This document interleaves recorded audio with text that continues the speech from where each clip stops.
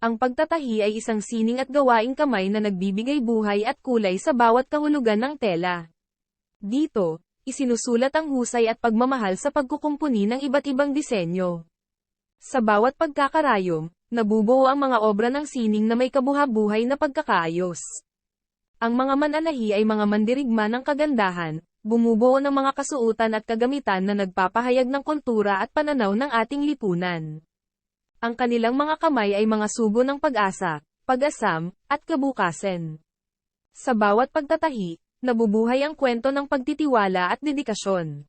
Ang pagtatahi ay hindi lamang simpleng sining, ito'y pagpapahayag ng ating pagkakakilanlan at pagmamahal sa tradisyon, at patunay na ang kahalagahan ay maaring maipahayag sa simpleng gawaing kamay. Ang hilig sa pananahi ay parang pagnanais na likhain ang sariling mundo ng kagandahan at pagkakaiba sa bawat kudlit ng karayom. Ito'y pagmamahal na may pag-aalay ng oras at talento, nagmumula sa puso na puno ng pag-asang ang mga pangarap ay magkakatotoo.